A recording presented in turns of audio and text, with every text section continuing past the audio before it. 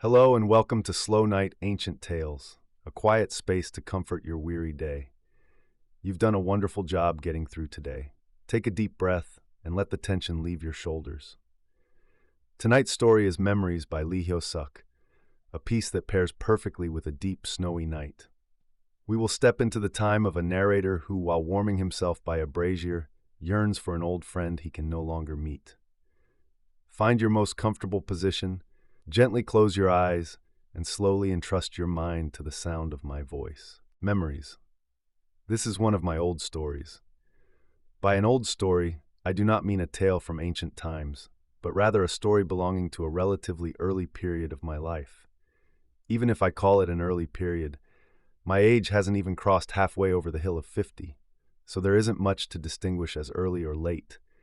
But from the perspective of now, as I mature and my eyes open anew day by day, that time when I was reckless and thoughtless was indeed an old era. Therefore, looking at this story or the actions within it from a present perspective, there will likely be many immature and unseemly aspects. However, you should read it by giving it the handicap of that much time past.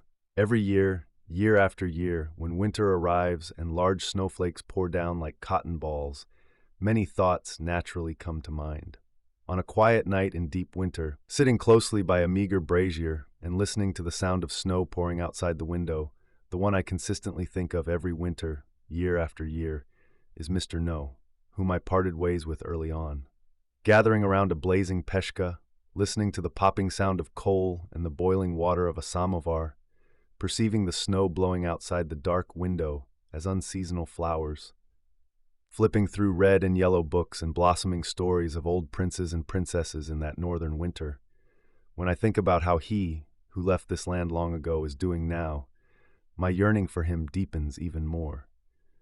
I wonder if he hasn't been buried in some snow pit. I wonder if he isn't wandering shivering through the cold streets in the deep night, with no place to rest. Otherwise, might he be riding a dog sled, leaving a jingling bell sound at the edge of the village, racing across the snow-deep plains, or perhaps he is gathered in a secluded hall in some town, plotting things with unfamiliar comrades. The more I think about it, the more curious I become, and I miss the figure of my friend. However, it has been a long time since he left this place and immersed himself in the north, and with absolutely no news since then, there is no way to even know if he is alive or dead. Now, sitting alone by the brazier on a quiet night, listening to the sound of large snowflakes outside, my feeling of wondering about his subsequent affairs is deeply earnest. The large-built Mr. No, the spirited Mr. No, whenever I think of him, what invariably comes to my mind is a small story that happened in his family at the time. Leaving the stories of old queens to those gathered around the peshka listening to the boiling samovar, I, who am thinking of Mr. No, intend to repeat this story here on this deep snowy night. Come to think of it, Mr. No was one of my closest friends.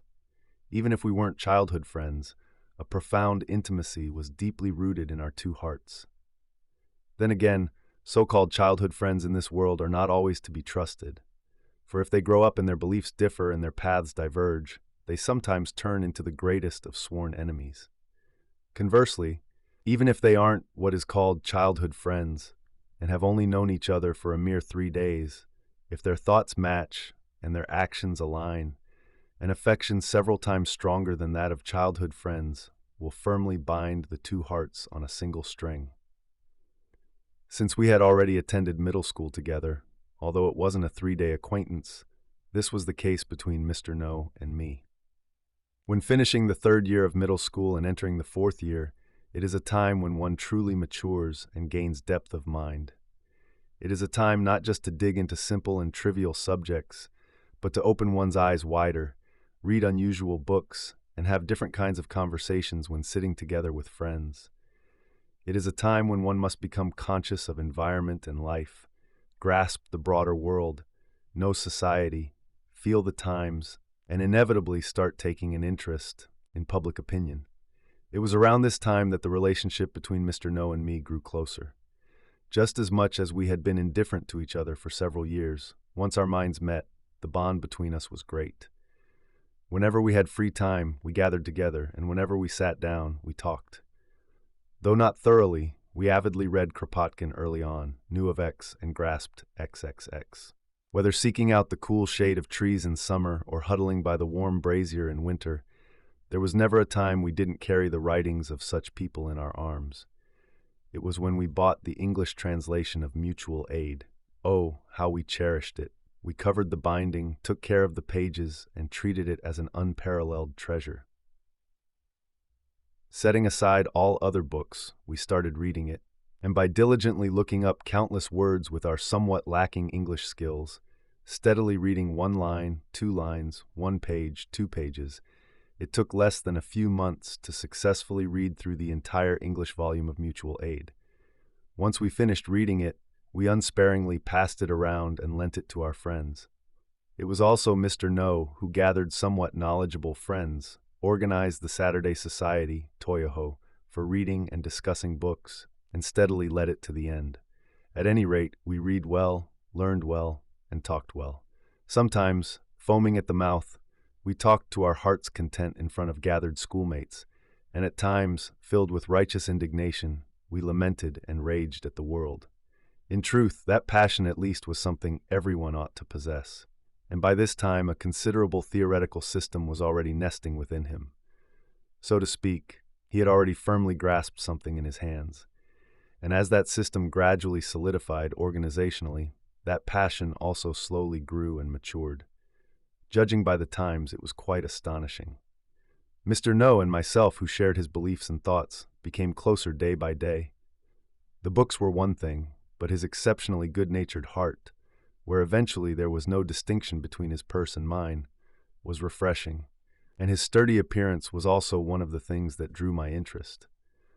A boldly lined sculpture, roughly chiseled with a coarse tool, this was the impression his face gave. His large, dark eyes overflowed with passion, and his straight nose was the focal point of strong will. His broad forehead seemed to be the incarnation of bright wisdom, and his firmly rooted, thick nape on a solid frame seemed to conceal boundless stamina. Perfectly complementing such a face and adding ultimate harmony were his black, square-rimmed glasses. Mr. No, too, was a person born into the unwelcome middle class. His father was a government official at a tax collection agency at the time. Thus, there was no way he could see eye to eye with Mr. No. Therefore, he grew up without knowing the warm taste of family. Naturally, he disliked his home and longed for the outside. Feeling the hypocrisy of modern education, he quietly slipped over to Japan in the spring of the year he finished middle school. His idea was to learn about the world by working there as a laborer. It was that very summer when he crossed the sea back again, left a final letter, and with tremendously grand ambitions, completely vanished into the north forever. Let us leave this at this and briefly move on to the story. It was when Mr. No was attending middle school. One early summer morning, a thief unexpectedly broke into Mr. No's house. The household was completely turned upside down, though it wasn't that they caught the thief in the act. By the time they barely realized it, and the house was in an uproar, they had already been robbed. What use is it to yell, "Thief!" after being robbed? Making a fuss now over a thief who might have entered in the morning or the night before would certainly not make the thief step forward. Not only was it the first of tea time experiencing such a disaster, but above all, the damage was not small, so they couldn't help but make a fuss. Even just the 101 in cash was by no means a small amount, depending on how you look at it, and with the watch, suit, and silver cup added to the list, the loss could never be considered small. The house was chaotic. However, Mr. No and his younger brothers had already gone to school. Things had indeed turned out pitifully. Of all places, the thief had broken into Mr. No's father's room. Coincidentally, the thief had entered just when the room was empty due to some outside business. Setting aside other things, his only suit was missing, so the most urgent issue was going to work. Flinging open the wardrobe, rummaging through the chest, and searching the closet would never make the missing suit appear. No matter how much of an uproar they caused, not a single person in the household could grasp a plausible clue about the thief. There had been no strange person coming or going that morning or the previous night, and of course, no one from the household had gone out. Since the room was the guest room that was plainly visible across the way, it wouldn't make much difference whether it was briefly left empty or not. But what could be done about the fact that they were currently robbed? If mice hadn't carried away the money in the bag and the suit on the wall hadn't walked away on its own 2 feet, it was certainly the work of a thief. If it was a thief, they were quite skillful to have casually invaded a fortress-like home where not even a mouse could freely enter and exit. Things like the suit and watch were visible and could be easily snatched, but sneaking out the 101 in cash buried deep in the bag without a trace was truly enough to make a ghost cry. And what was even more surprising was taking the silver cup wrapped and hidden deep inside the cabinet. This was deeply astonishing. It was equally suspicious. To discover the existence of that deeply buried silver cup would take wasting at least a whole day, yet to have neatly taken it away in just a few minutes, how could it not be surprising? At the same time, it was bizarre and suspicious. This happened to provide a certain hint. Without a word, they interrogated the live-in maid and the seamstress. They urged them to confess cleanly if they committed the crime, and also threatened them with punishment. But no matter how much they pressed, how could one admit to a crime they didn't commit? Finally, they even called in the servants' quarters maid from outside, but whether judging from their attitudes or listening to their words, casting suspicion on them remained baseless. And listening to them, the front gate had been tightly locked the previous night, and the middle gate between the servants' quarters and the inner house had also been securely fastened. They said there was absolutely no entry or exit of any particular person until midnight. With high walls and sturdy doors, how could a thief enter from the outside? Then, if there was no thief inside and none had broken in from the outside, where could the thief have come from, unless they fell from the sky or sprang from the earth? Later, they even filed a theft report and asked around at nearby pawn shops, but still couldn't find any clues. Meanwhile, Mr. No and his younger brothers who had gone to school also returned after school was over, but they too couldn't think of anything. Nowadays, with poor people appearing day by day, isn't it commonplace to be robbed? Was the only single sentence Mr. No uttered. Then, around evening of that day, the following note was discovered on the desk in the guest room. By this, the truth of the incident could be somewhat clarified. It was a note written by the perpetrator to the victim. The motive for the offense, the perpetrator's state of mind, an apology, and a plea for understanding had been swiftly jotted down in hurried handwriting.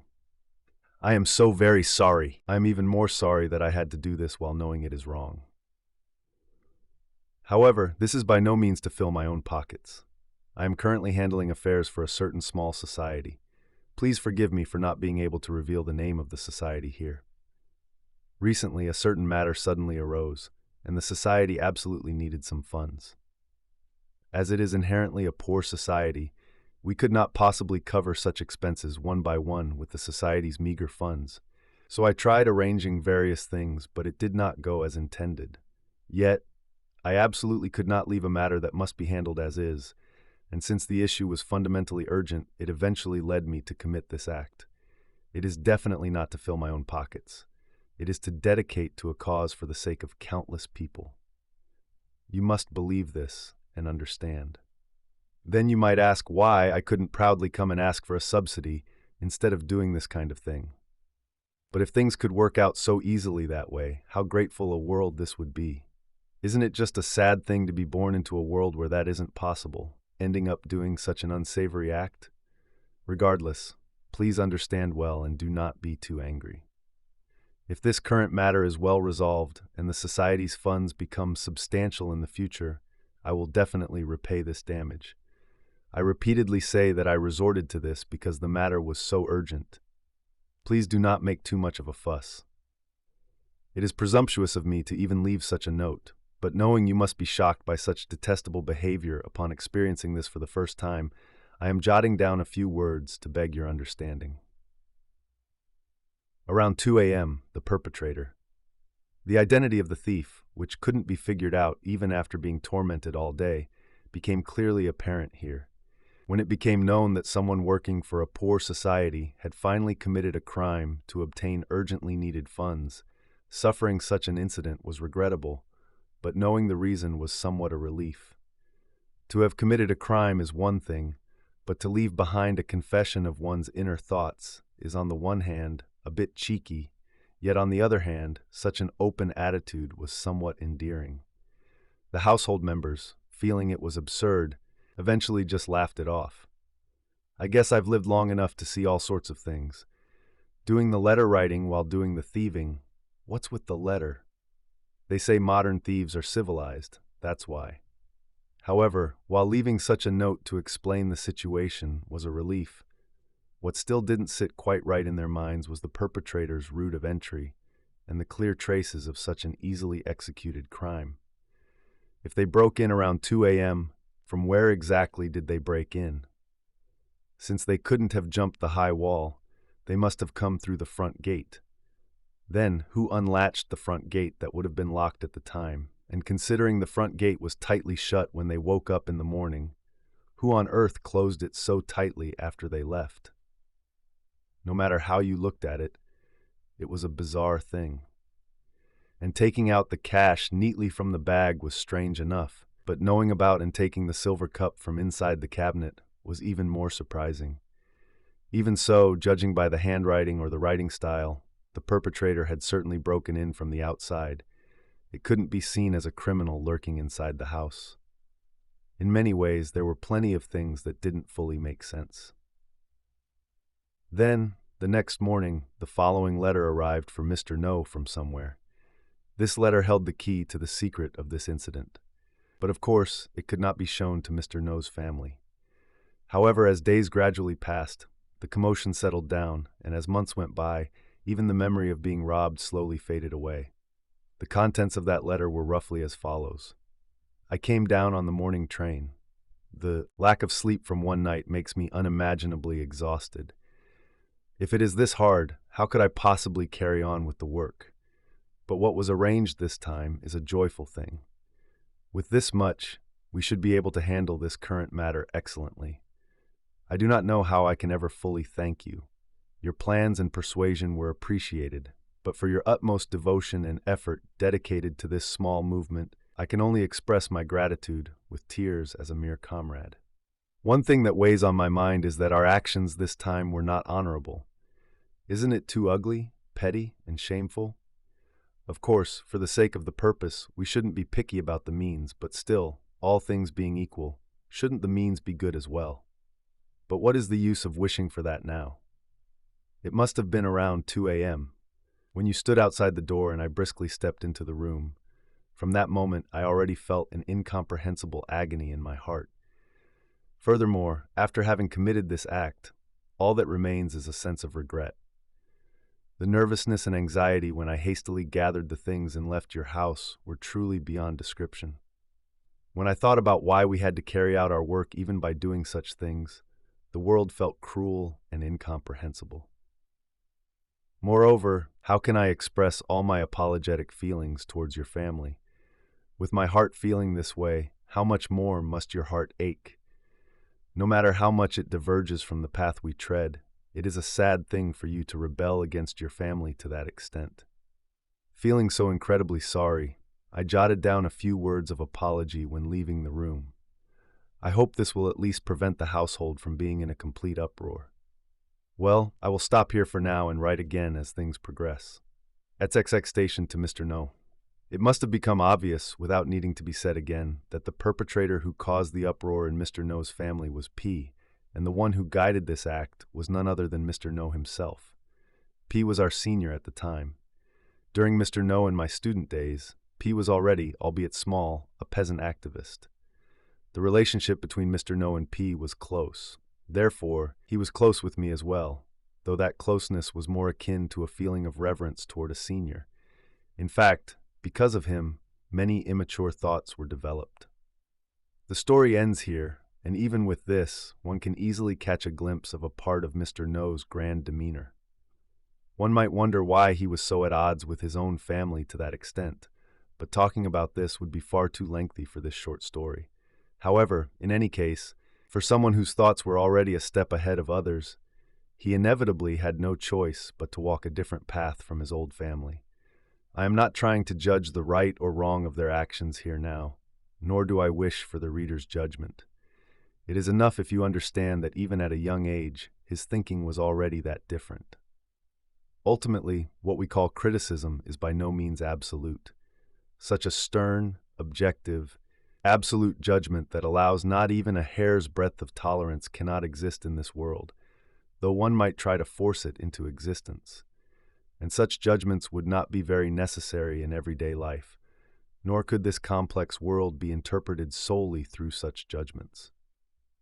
After all, the affairs of the world look this way when viewed from this angle, and that way when viewed from that angle. What reflects in the eyes and what reflects in the mind will differ according to the angle of vision and standpoint. The night is deep. The brazier fire is dying out down to its last embers, and the snowflakes outside the window are falling thicker. The one who comes to mind is Mr. No. Is he buried in a snow pit now? Is he wandering the cold streets in the deep night looking for a place to sleep? Or is he riding a dog sled with jingling bells, racing across the deep snow pay? Otherwise might he be gathered in a secluded hall in a northern town, plotting things with unfamiliar comrades.